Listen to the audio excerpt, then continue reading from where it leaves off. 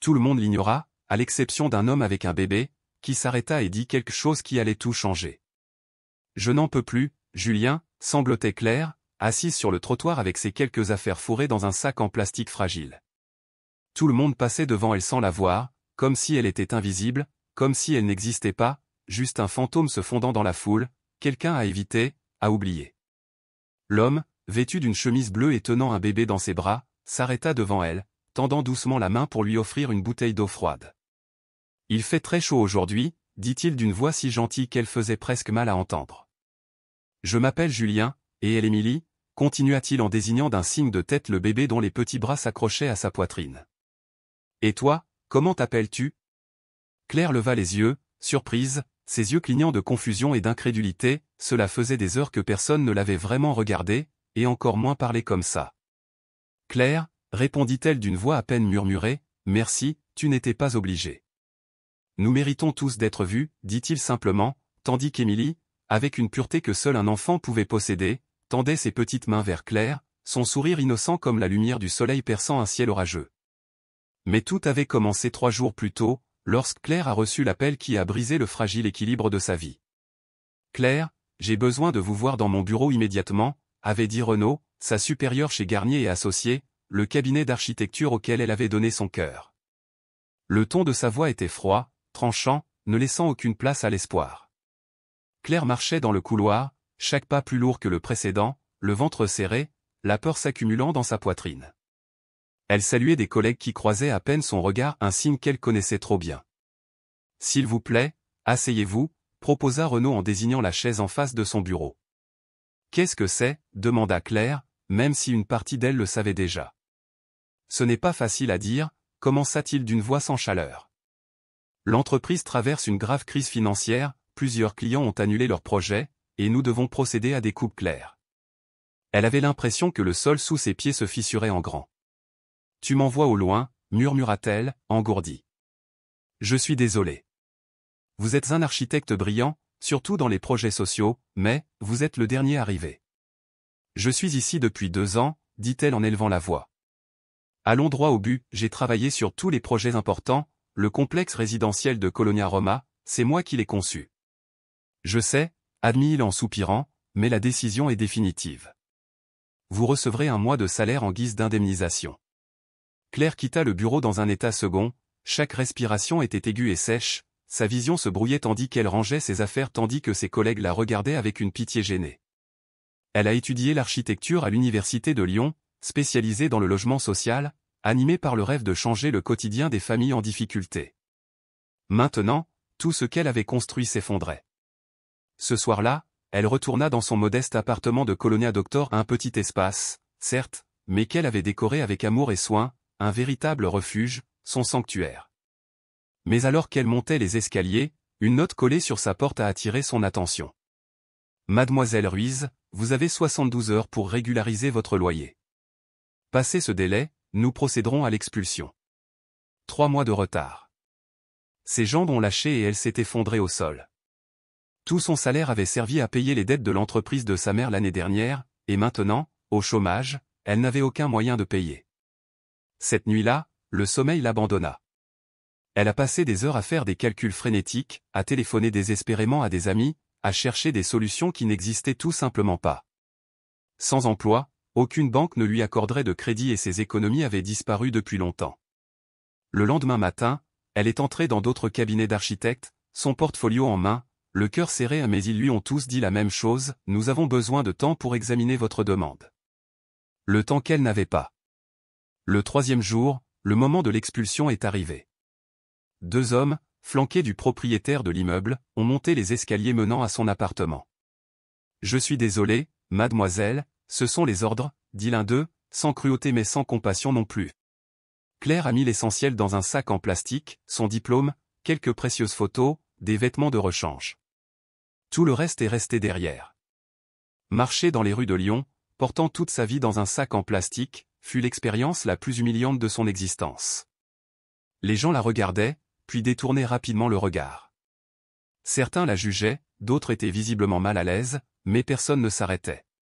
Elle a frappé aux portes des bureaux, cherchant de l'aide, mais les agents de sécurité l'ont refoulée avant même qu'elle puisse parler. Son apparence ne reflétait plus celle d'un architecte de formation. Quand le soleil commença à tomber, elle s'assit sur un banc dans le centre-ville.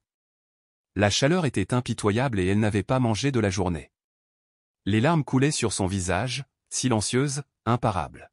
« Comment suis-je arrivée ici » murmura-t-elle.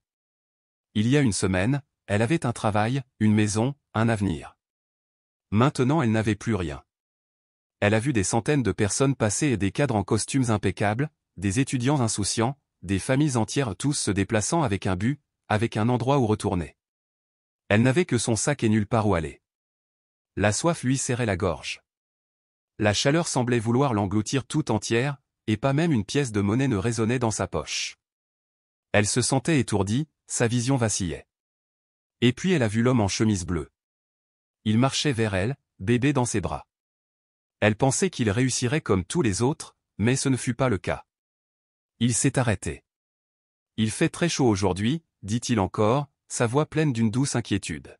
« Je m'appelle Julien, et voici Émilie. »« Comment t'appelles-tu » Claire lui prit la bouteille d'eau avec des mains tremblantes. Le liquide frais sur ses lèvres ressemblait à la chose la plus sucrée qu'elle ait jamais goûtée. « Claire, merci. Tu n'étais pas obligée. »« Tout le monde mérite d'être vu », répondit Julien, assis à côté d'elle. « Ma grand-mère disait toujours que lorsque l'univers met quelqu'un sur votre chemin, c'est parce que vous avez tous les deux quelque chose à apprendre. » La petite Émilie, âgée d'accent grave peine 18 mois, regardait Claire avec curiosité, ses grands yeux pétillants d'innocence.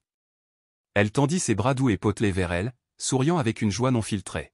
« Bonjour, petite » murmura Claire, sa poitrine se réchauffant d'une étrange sensation qu'elle n'avait pas ressentie depuis des jours. « Elle t'aime » remarqua Julien avec un doux sourire. Émilie ne sourit pas à tout le monde. Elle doit ressentir quelque chose de spécial en toi. Claire laissa échapper un rire sec, presque surprise par le son. Il n'y a rien de spécial à voir une femme sans abri assise sur un trottoir. Dis-moi ce qui s'est passé, demanda Julien, sa voix calme et ouverte. Seulement si tu le veux. Il y avait quelque chose dans son ton qui la faisait se sentir en sécurité, comme si elle pouvait se défaire sans être jugée. Claire l'a étudié pendant un moment. Il était beau, bien habillé mais pas tapa accent grave l'œil. Sa chemise était froissée, comme s'il avait porté le bébé toute la journée. Des cernes marquaient son visage, preuve de nuit blanche, mais ses yeux rayonnaient de gentillesse. « J'ai perdu mon emploi il y a 3 jours, commença-t-elle, surprise par la facilité avec laquelle ces mots lui venaient. Je suis architecte, spécialisé dans le logement social. J'ai travaillé pour une agence qui a dû procéder à des coupes budgétaires. Puis j'ai été expulsé. » Architecte, répéta Julien, sincèrement intéressé. Où as-tu étudié ? À l'université de Lyon, j'ai toujours voulu concevoir des lieux qui amélioreraient la vie des plus vulnérables, a-t-elle déclaré, avant d'ajouter avec un rire creux, ça paraît tellement absurde maintenant. Non, répondit Julien fermement, pas du tout. Le monde a besoin de gens comme toi. Sur quel genre de projet travaillez-vous ? Et ainsi Claire parla, et pour la première fois depuis des jours, sa voix avait une faible lumière.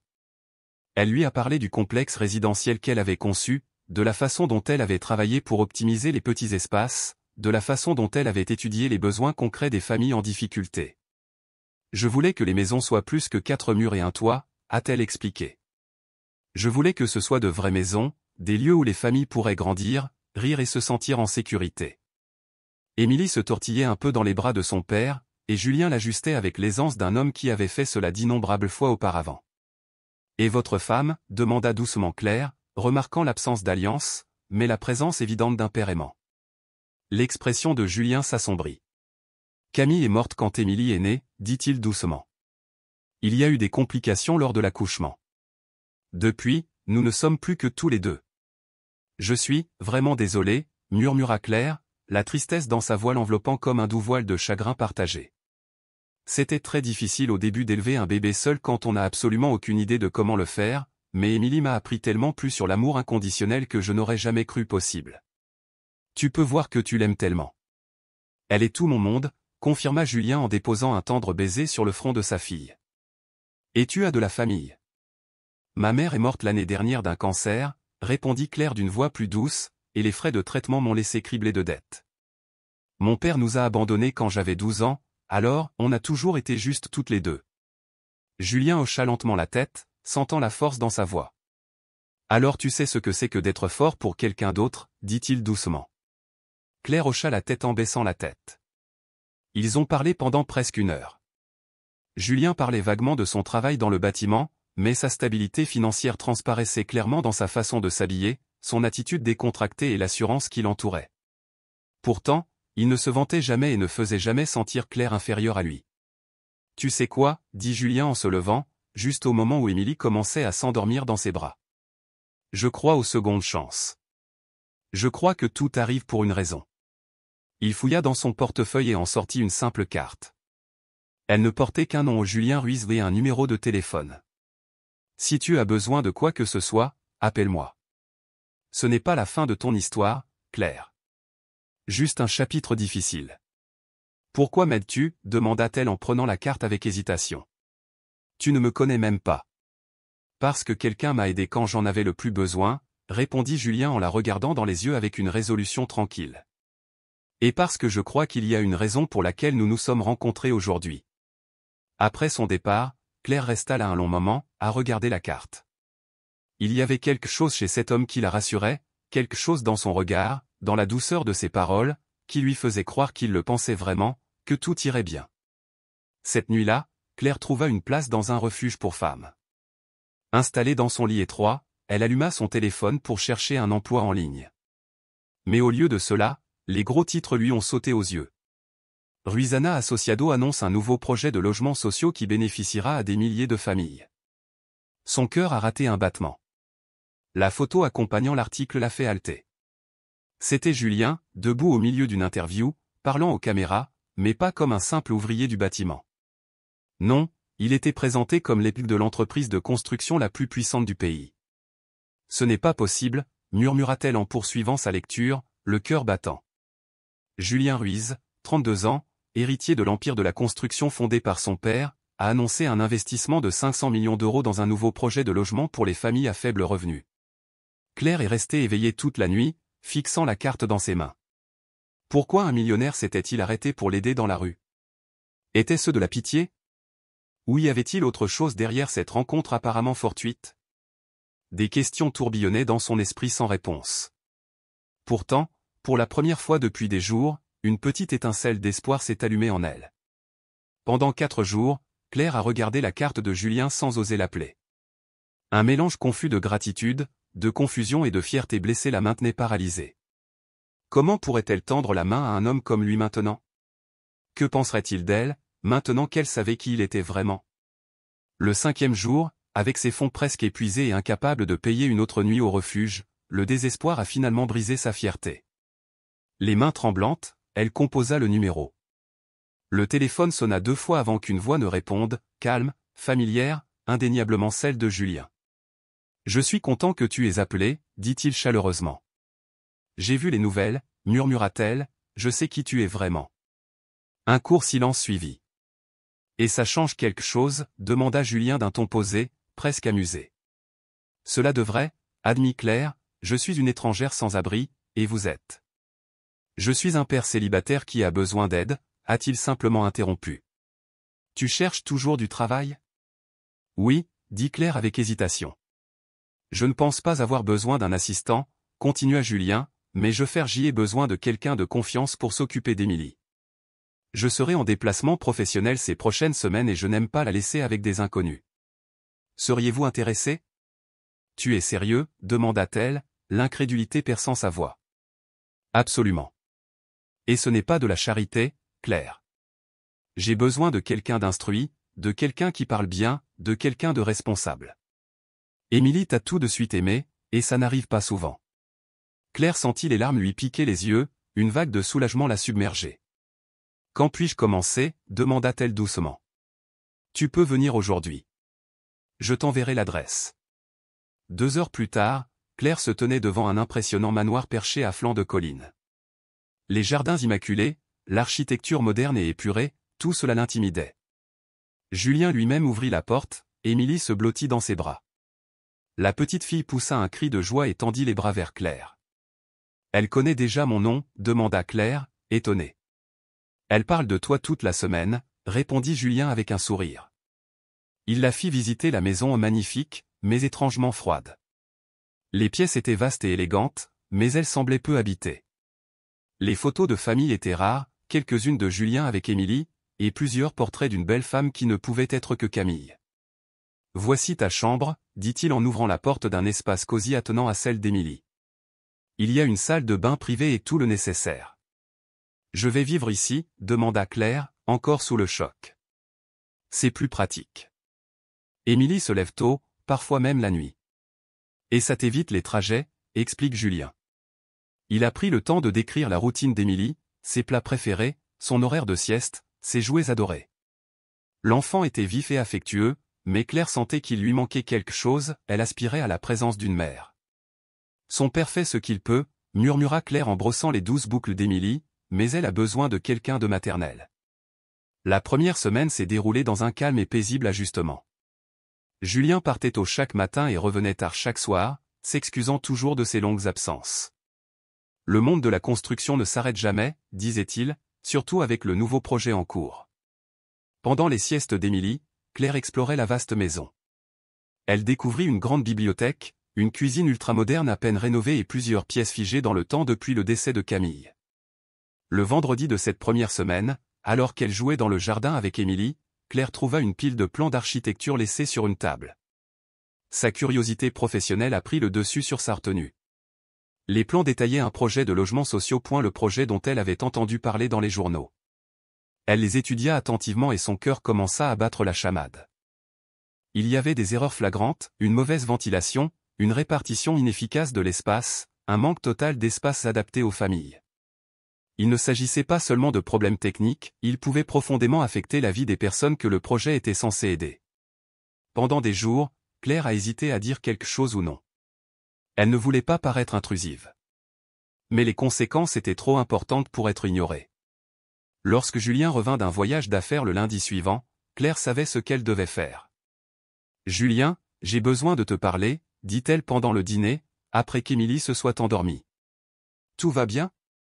Émilie, ça a été difficile ? » « Non, ce n'est pas ça, » répondit Claire prudemment. « C'est à propos des plans de maison que j'ai trouvés dans le jardin. » L'expression de Julien changea, ses épaules se tendirent légèrement. « Claire, ces documents sont confidentiels. »« Je sais. »« Je ne voulais pas dépasser les bornes, » dit-elle rapidement, « mais j'ai remarqué des choses qui pourraient être améliorées. »« Quel genre de choses ?» demanda-t-il, sa voix égale. Claire prit une grande inspiration et commença à exposer ses préoccupations, les risques d'humidité, la ventilation défectueuse, les espaces mal répartis qui ne correspondaient pas aux besoins des familles mexicaines, l'absence d'aire de jeu pour les enfants. Les familles modestes n'ont pas seulement besoin d'un toit, a-t-elle expliqué d'un ton ferme mais passionné. Elles ont besoin d'endroits qui nourrissent les liens familiaux, qui leur confèrent de la dignité, où leurs enfants peuvent rire et jouer en toute sécurité. Julien écoutait attentivement, ses yeux s'illuminant progressivement tandis que Claire parlait. « Où avez-vous étudié exactement ?» demanda-t-il enfin, la voix emplie d'une curiosité nouvelle. Il a demandé quand elle avait fini. « À l'université de Lyon, je me suis spécialisé en architecture sociale. J'ai rédigé ma thèse sur l'optimisation de l'espace dans le logement social. » Avez-vous toujours cette thèse ? Il est sur mon ordinateur, mais mon portable est resté dans mon ancien appartement avant mon expulsion. On peut en obtenir un autre exemplaire. Ce que vous venez de dire est clairement brillant.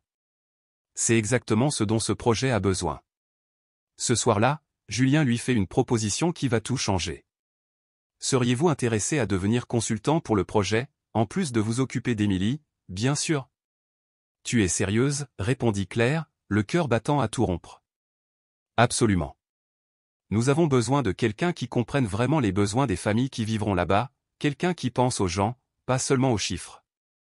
Pour la première fois depuis des mois, Claire sentait que sa vie reprenait un sens. Elle avait non seulement un toit et de quoi manger, mais aussi la possibilité de faire ce qu'elle aimait profondément, concevoir des espaces pour améliorer la vie des autres. J'accepte, dit-elle avec un sourire sincère, mais j'ai une condition. Je veux rencontrer les familles qui vivront ici, connaître leur histoire, comprendre leurs besoins réels. On ne peut pas concevoir pour des gens qu'on ne connaît pas. Julien sourit largement. Marché conclu. Je crois que ce projet sera quelque chose de spécial, Claire, quelque chose qui changera vraiment des vies. Ce soir-là, en montant dans sa chambre, Claire ne put s'empêcher de sourire. Une semaine plus tôt, elle était encore à la rue, sans espoir. Aujourd'hui, elle avait un toit provisoire au-dessus de sa tête. Un travail qu'elle adorait et une petite fille qui comblait ses journées de joie. Julien avait peut-être raison. Tout arrive peut-être pour une raison. Les 3 mois suivants ont transformé la vie de chacun. Dans la maison Claire, Claire est devenue un pilier du projet de logements sociaux. Ses idées ont révolutionné le projet initial. Ses visites aux familles bénéficiaires lui ont apporté un point de vue unique qui a impressionné toute l'équipe d'architectes. « Regarde ça, Julien », lui disait-elle chaque après-midi en lui montrant ses nouveaux croquis.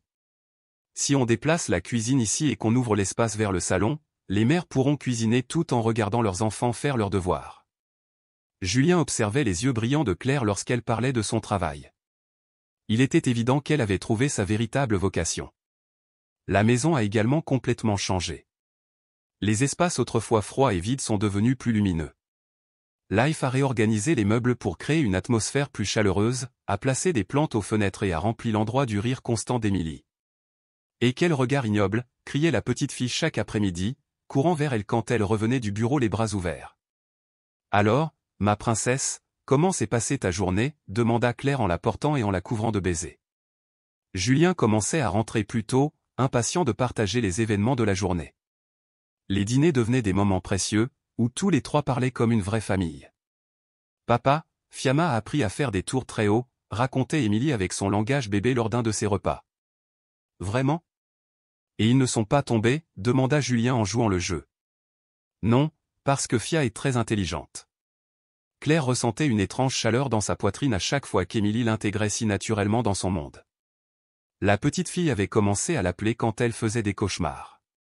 Elle lui demandait de lui donner son bain et avait même commencé à imiter ses gestes. Un mercredi soir, après une rencontre particulièrement fructueuse avec les investisseurs du projet, Julien rentre plus enthousiaste que d'habitude. « Claire, toutes tes modifications ont été approuvées », cria-t-il depuis l'entrée. « Vraiment ?» Claire descendit les escaliers en courant, serrant Émilie dans ses bras. « Le comité a été impressionné par votre présentation. Ils ont déclaré n'avoir jamais vu une approche aussi humaine dans un projet de logement social. » Sans réfléchir, Julien la prit dans ses bras, Émilie coincée entre eux. C'était une étreinte spontanée, pleine de joie sincère. Mais lorsqu'ils se séparèrent, un étrange frisson s'installa. « Cela mérite une fête », murmura Julien, sans lâcher complètement ses mains. Ce soir-là, après avoir couché Émilie, ils restèrent sur la terrasse à discuter jusqu'à tard. La ville de Lyon brillait à leurs pieds et une douce brise soulevait les cheveux de Claire. « Tu sais ce qu'il y a de plus étrange dans tout ça ?» demanda Julien en regardant les étoiles. « Quoi ? J'ai l'impression que cette maison est devenue un véritable foyer. Pour la première fois depuis la mort de Camille. » Claire sentait des papillons dans le ventre. Pendant des semaines, elle avait nié les sentiments qui grandissaient en elle, chaque sourire de Julien, chaque fois qu'il jouait avec Émilie, chaque regard d'admiration. Julien hésita, puis continua. « Depuis la mort de Camille, je pensais ne plus jamais pouvoir considérer ma maison comme un endroit où je voulais être. C'était seulement un endroit où je dormais, entre 2 voyages. Mais depuis que tu es là, tout est différent. » Émilie rit davantage. « Je dors mieux. Et pour la première fois depuis 2 ans, j'ai hâte de rentrer à la maison chaque soir. » Claire le regarda droit dans les yeux. Elle vit là quelque chose qui l'effraya autant qu'elle l'émut. « Émilie t'aime », murmura-t-il. « Je n'ai jamais vu un enfant aussi attaché à quelqu'un qui n'est pas de son sang. Et moi ?» Julien s'est approché. « Je ne peux pas faire comme si je ne ressentais rien pour toi, Claire. Je pense que toi non plus. » Le cœur de Claire battait si fort qu'elle pensait qu'il allait l'entendre. « Julien, je ne sais pas si c'est une bonne idée. Je travaille pour toi, j'habite chez toi, je m'occupe de ta fille. Les limites sont floues. Tu as raison, » admit-il en lui prenant doucement la main, « mais je ne peux plus prétendre que ce n'est qu'un travail. Pas quand Émilie te demande avant moi. Pas quand tu es la première chose à laquelle je pense en me réveillant. » Claire sentit les larmes lui monter aux yeux.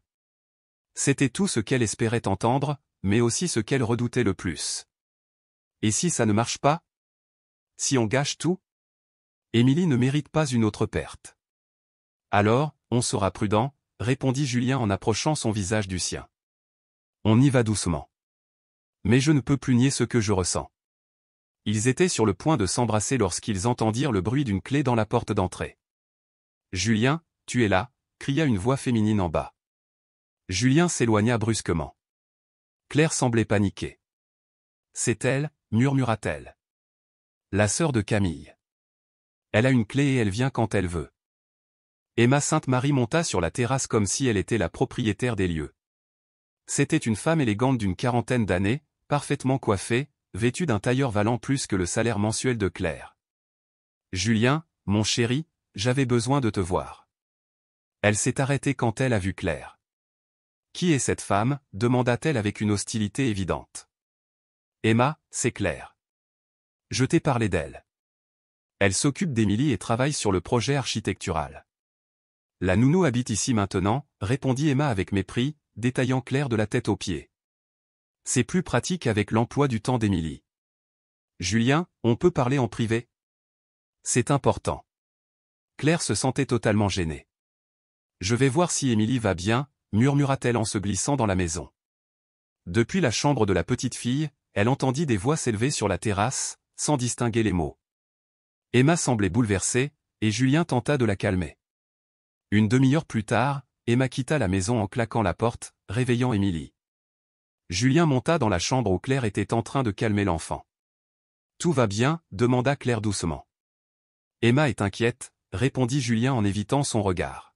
« Elle pense que je remplace Camille trop vite dans la vie d'Émilie. »« Et qu'en penses-tu » Julien s'approcha et caressa doucement les cheveux de sa fille, déjà endormie, sa respiration douce et régulière sous sa main, et dans ce moment de calme, il murmura « Je pense que Camille aurait voulu qu'Émilie grandisse dans un foyer rempli d'amour, et je pense que ce que je ressens pour toi n'a rien à voir avec l'effacement de sa mémoire claire. » Il ressentit un immense soulagement, un poids qui s'enlevait de sa poitrine, mais il fut rapidement remplacé par une inquiétude croissante, car Emma voyait clairement Claire comme une menace.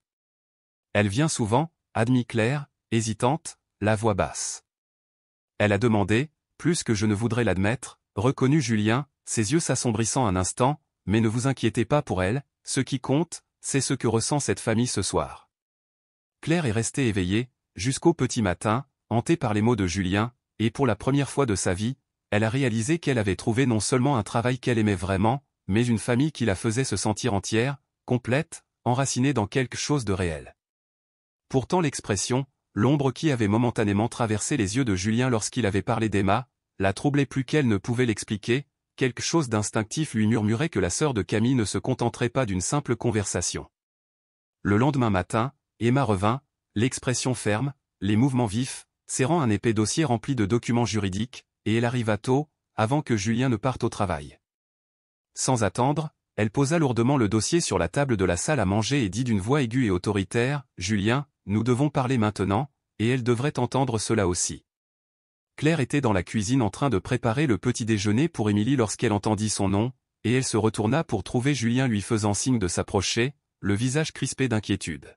« De quoi s'agit-il » demanda Julien en feuilletant les pages du testament de Camille, fronçant les sourcils à chaque clause. Emma répondit froidement, plus précisément, une clause que Camille a incluse pour protéger Émilie.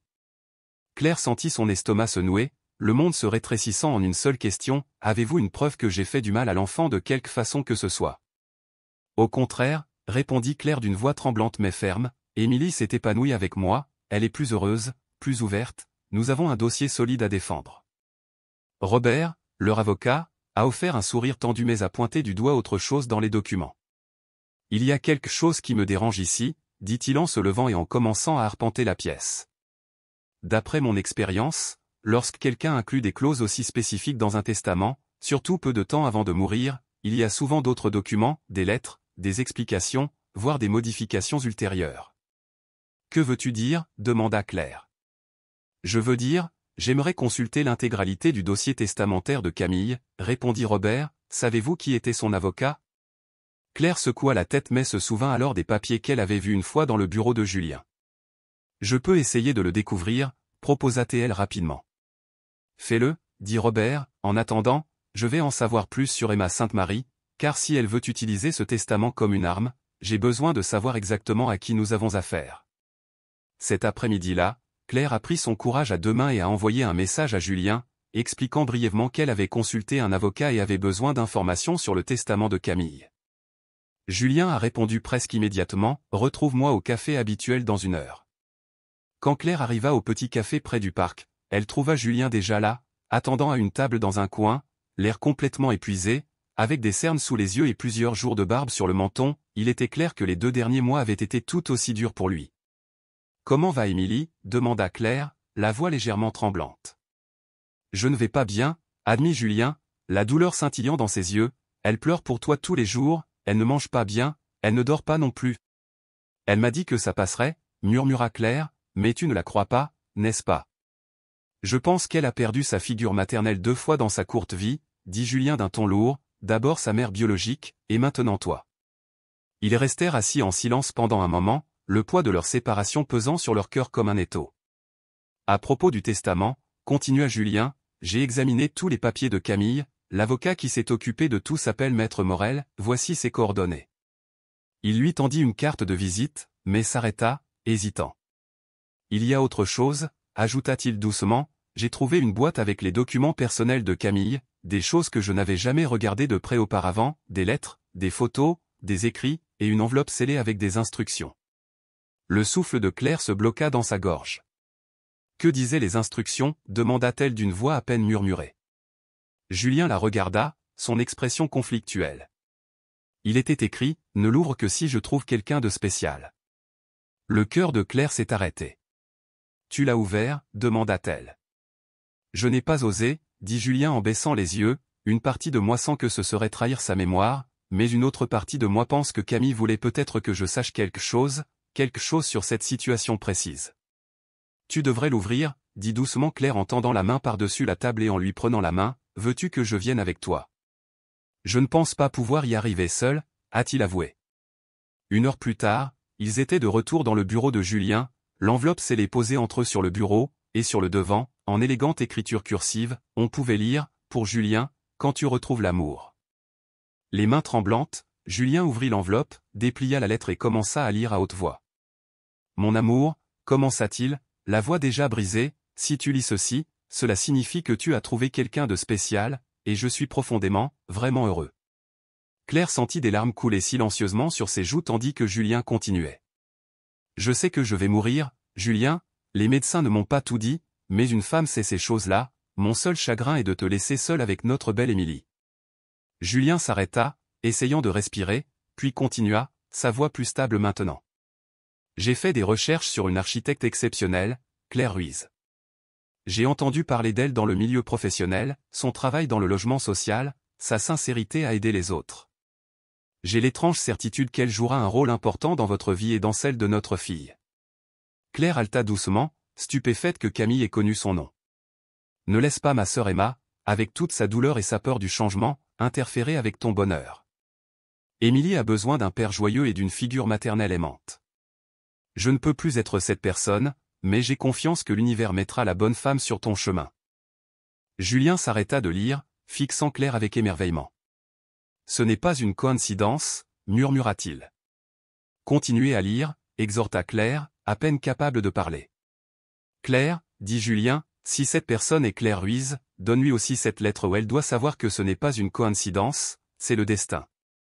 Et dis-lui qu'une femme qui ne l'a jamais rencontré la bénit, de tout son cœur, pour aimer et protéger ma famille. » Au bas de la lettre, il y avait un post-scriptum qui changeait tout. Emma ne connaît pas cette lettre. La clause à laquelle elle fait référence est tirée d'une ancienne version du testament, rédigée à une époque où j'étais effrayée et confuse. J'ai modifié le testament 1 semaine avant la naissance d'Émilie, annulant ainsi entièrement cette clause. Les documents mis à jour sont chez le notaire, Maître Morel. Emma n'a que des copies de la première version. Julien et Claire se regardèrent en silence, tous deux stupéfaits, tous deux bouleversés par ce qu'ils venaient de découvrir. « Camille nous a bénis » murmura enfin Claire, la voix brisée. « Elle nous a bénis avant même que nous nous connaissions » a ajouté Julien, une pointe de colère se mêlant à son soulagement. « Et Emma utilise des documents obsolètes, dit-il, la mâchoire serrée. » Le lendemain, Robert confirma tout auprès de Maître Morel. Les documents présentés par Emma n'avaient aucune valeur juridique. Le testament final de Camille ne contenait aucune clause restreignant les relations futures de Julien. Ce qui restait à la place était l'écho de l'amour de Camille, porté dans la foi, dans l'espérance et dans le miracle silencieux d'une lettre envoyée à travers le temps. « Que faisons-nous maintenant » demanda Claire, la voix tremblante entre incertitude et résolution. « Maintenant » répondit Julien d'un ton empli d'une détermination inébranlable, « nous allons chercher ma fille, nous allons dire à Emma la vérité que sa sœur voulait que nous sachions. » À leur arrivée, la scène qui les accueillait leur transperça le cœur de tristesse. Emma était dans le salon, tentant en vain d'apaiser une Émilie inconsolable, dont les sanglots pour Fia résonnaient de douleur et de désir. « Emma, dit Julien d'une voix ferme et posée, tu dois lire ceci. » Il lui tendit la lettre de Camille. Emma, réticente, la prit avec une hésitation visible, mais tandis que ses yeux parcouraient les mots, son expression changea. La défiance dans son regard se transforma en stupeur, puis en profonde angoisse. Camille a toujours été plus sage que moi, admit-elle en larmes, sa voix à peine audible tandis que des sanglots la secouaient. J'avais tellement peur de perdre Émilie aussi que je n'ai pas vu que je détruisais le bonheur que Camille avait souhaité pour toi. À cet instant précis, Émilie leva les yeux et, voyant clair, son visage s'illumina d'une joie sans mélange. Avec un cri mi-sanglot, mi-soulagement, elle courut vers elle. « Fia !» « Fia est revenue » s'exclama la petite en serrant Claire dans ses bras, s'accrochant à elle avec une force que seul l'amour peut invoquer. « Oui, mon amour » murmura Claire, la voix brisée alors qu'elle couvrait l'enfant de baisers, « Fia est revenue, et elle ne repartira plus jamais. » Julien s'approcha lentement d'eux, les enlaçant tous deux, s'accrochant comme pour empêcher le temps lui-même de les séparer à nouveau. Emma observait la scène, ses yeux exprimant un mélange de tristesse, de reconnaissance et d'abandon. « Me pardonneras-tu » demanda Julien en se tournant vers Claire, « de t'avoir repoussé ? Me pardonneras-tu de ne pas avoir lutté plus fort pour nous ? » Il n'y a rien à pardonner, répondit Claire d'une voix douce mais assurée. Tu as protégé ta fille, comme tout bon père se doit de le faire.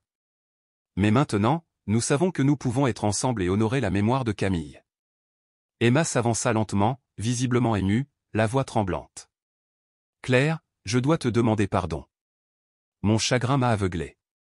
Camille a écrit dans sa lettre que tu avais un cœur sincère, et maintenant je vois qu'elle avait raison. Émilie a besoin de toi. Et tu l'aimes comme si elle était ta propre fille. Je l'aimerai toujours, répondit Claire, clairement et tendrement. Et je te comprends, Emma. Tu voulais seulement la protéger. Pourrais-tu m'apprendre à devenir une meilleure tante, demanda Emma, avec une humilité qui lui ôtait toute voix. Je veux faire partie de la vie d'Émilie, de la bonne manière. Ce soir-là, alors qu'ils couchaient ensemble Émilie et qui, pour la première fois depuis 2 mois, s'endormit paisiblement et avec le sourire Julien prit doucement les mains de Claire. Camille avait raison, murmura-t-il en la regardant dans les yeux. Ce n'était pas une coïncidence. Non, répondit Claire, les joues rouges. C'était le destin. Et à cet instant, pour la première fois depuis que leurs chemins s'étaient croisés, Julien sut avec une certitude inébranlable et profonde que rien ni personne ne les séparerait plus jamais. 1 an s'était écoulé depuis que Claire et Julien s'étaient retrouvés, cette fois pour de bon. Le jardin de la maison sur les collines n'avait jamais été aussi splendide. Les fleurs de Camille comme Claire les appelait désormais affectueusement ornaient chaque recoin, encadrant le lieu où allait être célébré le mariage le plus attendu de l'année. « Tu es nerveuse » demanda Chloé en ajustant soigneusement le voile de Claire. « Non » répondit Claire avec un sourire radieux, « pour la première fois de ma vie, je suis exactement là où je dois être. » « Avez-vous des preuves que vous avez fait du mal à l'enfant de quelque façon que ce soit » a demandé quelqu'un. « Au contraire » répondit Claire d'une voix ferme. Émilie s'est épanouie avec moi. Elle était plus heureuse, plus ouverte, plus elle-même. Alors oui, nous avons un dossier solide à défendre. Robert, l'avocat, hocha la tête pensivement, puis fronça les sourcils, son expression se crispant d'inquiétude. Il y a autre chose qui me dérange dans ces documents, dit-il en se levant pour arpenter la pièce. D'après mon expérience, lorsqu'une personne inclut des clauses aussi spécifiques dans un testament, surtout peu avant son décès, il y a souvent d'autres documents, des lettres, des explications, voire des modifications ultérieures. Que veux-tu dire ? Demanda Claire. Je veux dire, dit-il gravement, que j'aimerais consulter le dossier complet du testament. Savez-vous qui était l'avocat de Camille ? Claire secoua la tête. Non. Mais j'ai souvent vu des papiers dans le bureau de Julien. Je peux essayer de me renseigner. Fais-le, ordonna-t-il. En attendant, je vais enquêter sur Emma Sainte-Marie. Si elle veut utiliser ce testament comme une arme, je dois savoir à qui nous avons affaire. Cet après-midi-là, rassemblant son courage, Claire envoya un message à Julien, expliquant brièvement qu'elle avait parlé à un avocat et avait besoin de plus d'informations sur le testament de Camille. Julien a répondu presque instantanément, « Retrouve-moi au café habituel dans 1 heure. » Quand Claire arriva au petit café près du parc, elle trouva Julien qui l'attendait. Il semblait épuisé, des cernes lui creusaient le visage, et sa barbe de 3 jours lui noircissait la mâchoire. Les 2 derniers mois l'avaient visiblement épuisé, tout comme elle. « Comment va Émilie » demanda Claire sans tarder. « Je ne vais pas bien » admit Julien, la douleur gravée sur son visage. « Elle pleure pour toi tous les jours. Elle mange à peine, elle dort à peine. Elle me dit que ça passera, mais je n'y crois pas. Je crois qu'elle a perdu sa figure maternelle 2 fois dans sa courte vie, d'abord sa mère biologique, et maintenant toi. » Ils restèrent assis en silence, le poids de leur chagrin partagé les ancrant en place. « À propos du testament, poursuivit Julien, j'ai examiné tous les papiers de Camille. L'avocat qui s'est occupé de tout est Maître Morel. Voici ses coordonnées. » Il tendit une carte de visite à Claire, puis s'arrêta, hésitant. « Il y a autre chose, ajouta-t-il. J'ai trouvé une boîte contenant des documents personnels de Camille que je n'avais jamais vraiment fouillés. Il y avait des lettres, des photos, des écrits, et une enveloppe scellée avec des instructions. Il était écrit de ne l'ouvrir que si je rencontrais quelqu'un de spécial. » Le cœur de Claire a raté un battement. « Tu l'as ouvert » demanda-t-elle. « Je n'ai pas osé » avoua Julien. Une partie de moi a l'impression que ce serait trahir sa mémoire. Mais une autre partie pense que Camille avait peut-être quelque chose à me dire, sur toi, sur tout ça. Julien, je pense que tu devrais l'ouvrir, dit doucement Claire. Veux-tu venir avec moi, demanda-t-il en lui prenant la main par-dessus la table. Je ne pense pas pouvoir y arriver seul. 1 heure plus tard, ils étaient assis ensemble dans le bureau de Julien, fixant l'enveloppe scellée sur laquelle Camille avait écrit, pour Julien, quand tu retrouves l'amour. Les mains tremblantes, Julien l'ouvrit. À l'intérieur se trouvait une lettre de plusieurs pages, écrite de l'écriture élégante et reconnaissable entre toutes de Camille. Mon amour, lut Julien à voix haute, la voix brisée, si tu lis ceci, c'est que tu as trouvé l'âme sœur. Et j'en suis profondément heureux. Claire sentit les larmes couler sur ses joues tandis que Julien continuait. Je sais que je vais mourir, Julien. Les médecins ne m'ont pas tout dit, mais une femme sait ces choses-là. Ma seule douleur est de te laisser seule avec notre belle Émilie. Julien s'arrêta, prenant une profonde inspiration. J'ai fait des recherches sur une architecte exceptionnelle, Claire Ruiz. J'ai entendu parler d'elle dans les milieux professionnels, son travail dans le logement social, sa sincérité, son désir d'aider les autres. J'ai l'étrange certitude qu'elle jouera un rôle essentiel dans votre vie et dans celle de notre fille. Claire halta. Camille avait entendu parler d'elle avant de mourir. Ne laisse pas ma sœur Emma, avec toute sa douleur et sa peur du changement, faire obstacle à ton bonheur, continua Julien. Émilie a besoin d'un père heureux et d'une mère aimante. Je ne peux plus être cette personne. Mais j'ai confiance que l'univers mettra la bonne personne sur ton chemin. Julien leva les yeux vers Claire avec incrédulité. Ce n'est pas une coïncidence, murmura-t-il. Camille avait écrit son nom avant de mourir. Continuez à lire, exhorta Claire, essoufflée. Si cette personne est Claire Ruiz, poursuivait la lettre, remettez-lui aussi cette lettre. Elle doit savoir que ce n'est pas une coïncidence. C'est le destin. Et dites-lui qu'une femme qui ne l'a jamais rencontré l'a bénie, de tout son cœur, d'aimer ma famille. À la fin de la lettre se trouvait un post-scriptum, écrit avec une encre différente, plus urgente, plus intime et cela changeait tout. Emma n'est pas au courant de cette lettre. La clause du testament sur laquelle elle s'appuie provient d'une version antérieure, rédigée à une époque où j'étais effrayée et confuse. J'ai modifié le testament 1 semaine avant l'accouchement. Cette clause n'est plus valable. Claire sentit son souffle se bloquer. Le poids des derniers mots de Camille s'abattit sur la pièce tel un silence sacré. Tout ce qu'Emma avait utilisé pour s'opposer à elle, la clause, la légalité, le jugement avait déjà été défait par Camille elle-même dans ces derniers jours, lorsque la clarté et l'amour avaient guidé son cœur plus que la peur n'aurait pu le faire. Julien fixait la dernière ligne, les mains tremblantes, les lèvres entr'ouvertes mais sans voix. Un mélange d'admiration, de tristesse et de profonde gratitude envahit son visage tandis qu'il regardait Claire. Il lui tendit à nouveau la main, cette fois non pas par désespoir, mais avec révérence. Elle le savait, murmura-t-il. Elle savait que ce serait toi. Elle t'a choisi avant même moi. Claire, bouleversée, hocha lentement la tête. Et elle croyait en nous. Pas seulement en toi, ou en moi, mais en quelque chose qui nous dépassait tous les deux, en un objectif qui perpétuerait l'amour qu'elle portait à Émilie. Julien plia soigneusement la lettre, la serrant un instant contre sa poitrine, puis la remit dans l'enveloppe comme pour la remettre à un sanctuaire. Le silence entre eux n'était plus pesant, mais chargé du poids sacré de la compréhension, de l'héritage, de la grâce. Les jours suivants se déroulèrent avec une urgence discrète.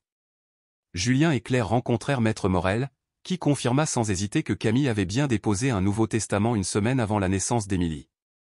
Ce nouveau document reflétait le contenu de la lettre, confirmant la place de Claire dans la vie d'Émilie et, indirectement, dans l'avenir de Julien. Lorsqu'ils dirent enfin la vérité à Emma en lui montrant la lettre et le testament révisé, où elle s'effondra. Non pas de rage, ni de ressentiment, mais avec la tristesse d'une femme qui réalisa trop tard à quel point sa peur avait motivé ses actes. Elle te faisait confiance, dit Emma d'une voix brisée et rauque. Elle te faisait plus confiance qu'à moi. Et je t'ai repoussé parce que j'avais peur de perdre Émilie, peur de la perdre à nouveau, à cause de toi. Mais j'avais tort. Claire s'avança, les larmes aux yeux, sa voix douce et posée. Tu ne l'as jamais perdue, Emma. Elle vivait dans ton cœur. Et maintenant, elle est dans le rire d'Émilie, dans son sourire lorsqu'elle court à travers les fleurs, dans son regard. Camille ne t'a jamais quitté. Elle t'aimait juste assez pour te laisser partir. Ce soir-là, sous la lumière dorée du soleil couchant, Émilie courait pieds nus dans le jardin, son rire résonnant comme un carillon. Claire l'observait, la main dans celle de Julien, le cœur plein d'énergie. Emma se tenait à proximité, plus silencieuse que d'habitude, mais plus douce aussi, transformée. Les jours suivants, ils entamèrent un nouveau rythme. Un rythme non pas lié au chagrin, mais façonné par le souvenir et l'espoir. Julien et Claire emménagèrent ensemble, non par commodité, mais parce qu'il était devenu impossible d'imaginer une vie séparée. Émilie se remit à dessiner, à mieux manger, à faire ses nuits. Elle souriait davantage. Elle appelait à nouveau Claire, Fia, sans hésitation, sans peur. Et Emma, autrefois le mur le plus dur entre elles, commença à apparaître non plus comme un obstacle, mais comme un pont. Elle apportait des livres à Émilie, cuisinait de vieilles recettes de leur enfance et, certains soirs, interrogeait doucement Claire sur l'architecture, la maternité, la vie. Les semaines se sont transformées en mois. Puis vint le jour où Claire et Julien se retrouvèrent dans ce même jardin ensoleillé, transformé pour leur mariage. Les fleurs de Camille les entouraient, non seulement de couleurs, mais aussi de parfums, de présence, d'esprit. Chaque pétale était comme une bénédiction. Émilie se tenait entre eux, leur tenant la main. À l'échange des vœux, son visage s'illumina d'une joie qui semblait autrefois perdue à jamais. Au premier rang, Emma tenait un mouchoir dans une main et la lettre de Camille dans l'autre. À la fin de la cérémonie, elle fut la première à se lever et à applaudir, des larmes coulant abondamment sur ses joues, non pas de perte, mais de soulagement. Plus tard dans la nuit, après que la musique se soit éteinte et que les étoiles aient envahi le ciel, Claire s'assit près de la fenêtre de sa chambre et de celle de Julien, tenant Émilie dans ses bras. « Tu es en sécurité maintenant, mon petit » murmura-t-elle en écartant une boucle du front de l'enfant. « Nous sommes tous en sécurité. Et nous t'aimerons suffisamment pour tes deux mères. Pour toujours. » Derrière elle, Julien vint s'asseoir à côté d'eux, enroulant ses bras autour des deux personnes qui étaient devenues tout son monde. Ensemble, ils sont restés ainsi en silence, non pas le silence du vide, mais le silence de la paix, de l'amour accompli, du destin embrassé. Parce que Camille avait su. Parce que Camille avait aimé. Et parce que Camille, dans la mort comme dans la vie, ne les avait jamais vraiment quittés. Les documents mis à jour sont entre les mains du notaire. Emma ne possède que des copies de la première version. Julien et Claire se regardèrent en silence pendant plusieurs minutes. Camille nous a bénis, murmura enfin Claire d'une voix à peine audible. Elle nous a bénis avant même qu'on se connaisse. Et Emma utilise des documents obsolètes, ajouta Julien, la gorge serrée par un mélange de soulagement et de colère. Le lendemain, Robert confirma tout auprès du notaire Morel. Les documents présentés par Emma n'avaient aucune valeur juridique. Le testament de Camille ne contenait aucune clause restrictive concernant les relations futures de Julien. « Que faisons-nous maintenant » demanda Claire, la voix tremblante entre l'espoir et la peur. « Maintenant, nous allons chercher ma fille » répondit Julien avec une détermination tranquille, et nous allons dire à Emma la vérité que sa sœur voulait que nous sachions. » Lorsqu'ils arrivèrent à la maison, ils trouvèrent Emma dans le salon, essayant en vain de consoler une Émilie inconsolable, qui pleurait Fia. « Emma, » dit Julien d'une voix ferme et inébranlable, « tu dois lire ceci. » Il lui tendit la lettre de Camille. Emma la prit à contre-cœur, comme si elle lui brûlait les doigts, mais à mesure qu'elle lisait, son expression changea, d'abord de l'arrogance, puis du choc, puis d'une douleur profonde et douloureuse. « Camille a toujours été plus sage que moi, » admit-elle dans un sanglot entrecoupé après avoir terminé.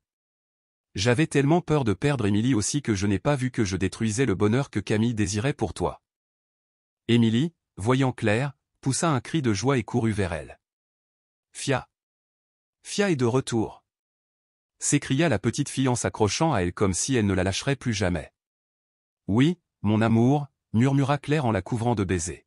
« Fia est de retour, et elle ne repartira plus jamais. » Julien s'approcha et les entoura de ses bras, les tenant fermement tandis qu'Emma regardait avec un mélange de tristesse et d'acceptation naissante. « Me pardonneras-tu de t'avoir repoussé » demanda doucement Julien à Claire. « Me pardonneras-tu de ne pas avoir lutté plus fort pour nous ?»« Il n'y a rien à pardonner, » répondit Claire, les yeux emplis d'émotion. « Tu as protégé ta fille comme tu aurais dû le faire. Mais maintenant, nous savons que nous pouvons être ensemble et honorer la mémoire de Camille en même temps. » Emma resta immobile, le visage pâle. Puis Claire s'approcha lentement d'elle. « Je dois te demander pardon, » murmura Emma d'une voix basse et sincère. « Ma douleur m'a aveuglée. Camille a écrit dans cette lettre que tu avais un cœur sincère.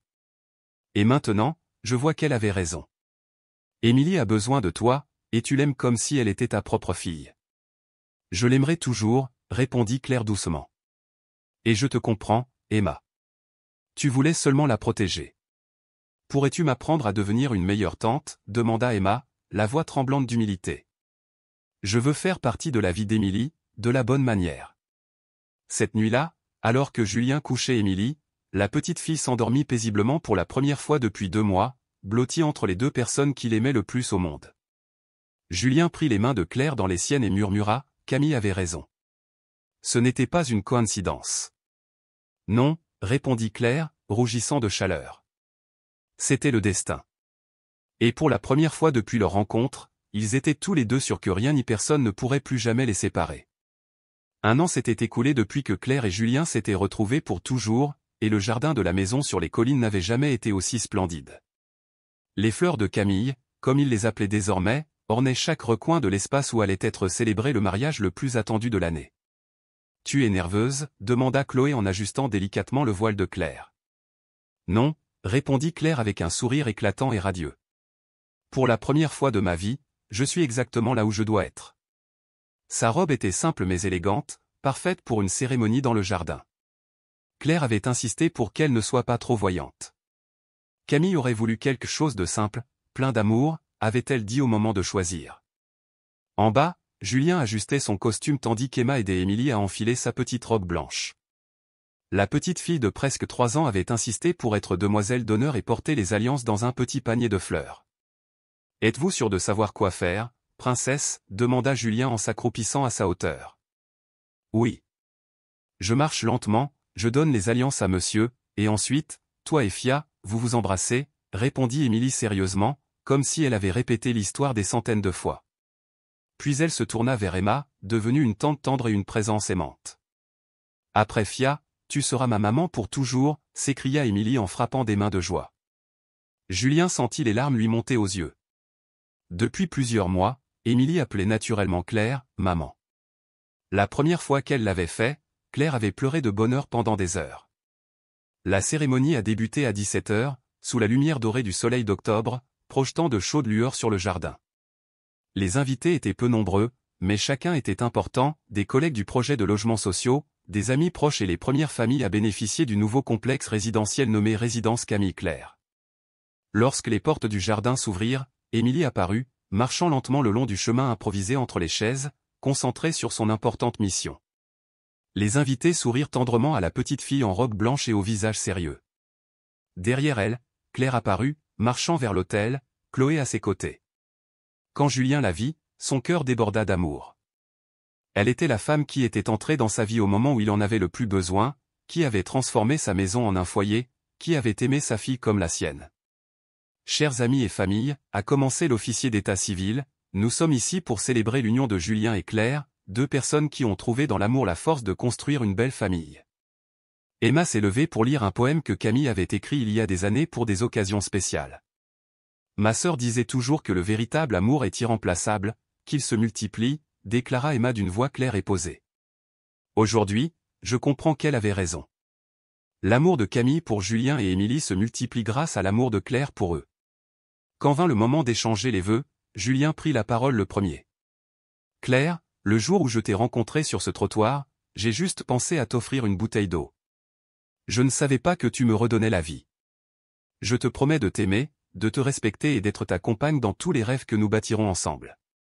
Claire, les larmes aux yeux, répondit, Julien, quand tout s'est effondré dans ma vie, tu as été la première personne à me voir vraiment. Je te promets d'aimer ta fille comme la mienne, d'honorer la mémoire de Camille et de construire avec toi la maison dont j'ai toujours rêvé. Émilie, impatiente et rayonnante de fierté, s'approcha avec le panier contenant les alliances. Les voilà, annonça-t-elle, provoquant les rires des invités. Merci, princesse, dit Julien en prenant les alliances. Veux-tu m'aider à mettre l'alliance à maman Claire? Oui, répondit Émilie en frappant dans ses mains.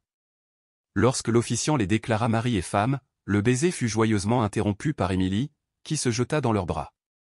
Nous sommes une seule famille, a crié la petite fille, et tous les invités ont applaudi. La réception fut simple mais débordante de joie. Lors de la première danse, Julien, Claire et Émilie se balançaient ensemble, comme la famille qu'ils étaient destinés à former. Tu vois cette étoile brillante? Demanda Claire en pointant le ciel qui s'assombrissait. Tu crois que c'est Camille? Demanda Julien. Je suis sûr qu'elle veille sur nous, répondit Claire, et qu'elle bénit notre famille. 2 semaines plus tard, la résidence Camille-Claire était officiellement inaugurée. 2 familles emménageaient dans de belles maisons fonctionnelles et dignes, conçues avec le cœur et l'expertise de Claire. Lors de la cérémonie, un journaliste s'approcha de Claire et lui posa cette question.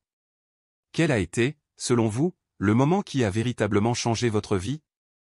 Claire, droite, lumineuse, se tenait aux côtés de Julien, qui portait Émilie tendrement contre lui. Un instant de silence flotta, puis elle répondit d'une voix calme, mais chargée d'une émotion profonde. Je crois que nous avons tous, un jour ou l'autre, des moments où nous nous sentons invisibles. Comme si le monde entier passait devant nous sans même nous voir. Mais il suffit d'une seule personne, une seule, qui décide de s'arrêter, de regarder, de tendre la main quand tous les autres détournent les yeux. Le véritable amour, voyez-vous, naît de la compassion. Et la compassion naît du choix courageux de voir réellement un autre être humain. Le journaliste, touché par ces mots, enchaîna avec une autre question. Et que diriez-vous aujourd'hui aux familles qui vivent ici maintenant, dans les logements que vous avez conçus? Julien prit alors la parole, sa voix empreinte de chaleur. Ce n'est pas seulement un endroit où habiter. C'est un endroit où rêver. Où bâtir. Où se reconstruire. Claire ajouta, sa voix douce mais pleine, presque solennelle, comme si elle parlait directement au cœur de chaque personne présente. Chaque espace a été pensé avec amour. Chaque pièce, chaque lumière, chaque fenêtre a été dessinée en pensant à toi. À tes enfants. À tes rêves. Nous voulons que tu saches une chose essentielle, tu mérites une vie digne, belle, paisible. Nous le méritons tous. Nous méritons tous d'être vus. Et surtout, nous méritons tous un foyer.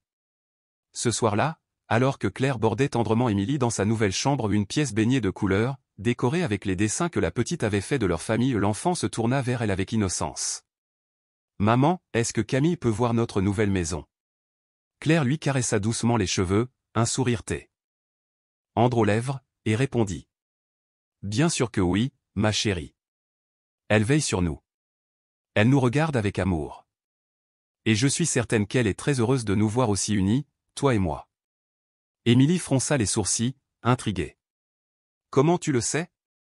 Claire baissa la voix, comme pour confier un secret précieux à son enfant. Parce qu'à chaque fois que nous nous aimons très fort, elle sourit là-haut, dans le ciel. Rassurée, Émilie ferma les yeux, un sourire paisible aux lèvres, et s'endormit, sa petite poupée serrée contre son cœur, comme un trésor. Claire sortit doucement de la chambre, rejointe dans le couloir par Julien. Tous deux s'arrêtèrent devant une photo suspendue au mur, un instant capturé le jour de leur mariage. On les voyait, souriants, tous les trois, Claire, Julien, et la petite Émilie, baignés par la lumière dorée d'un crépuscule parfait, dans un jardin fleuri comme un conte. Julien serra sa femme dans ses bras, puis murmura. « Tu sais ce qu'il y a de plus incroyable dans tout ça ?» Claire releva les yeux vers lui, et il ajouta. « Tout a commencé par un geste aussi simple, que celui d'offrir une bouteille d'eau à une inconnue. » Claire sourit alors, d'un sourire profond, ancré dans l'âme, et le corrigea tendrement.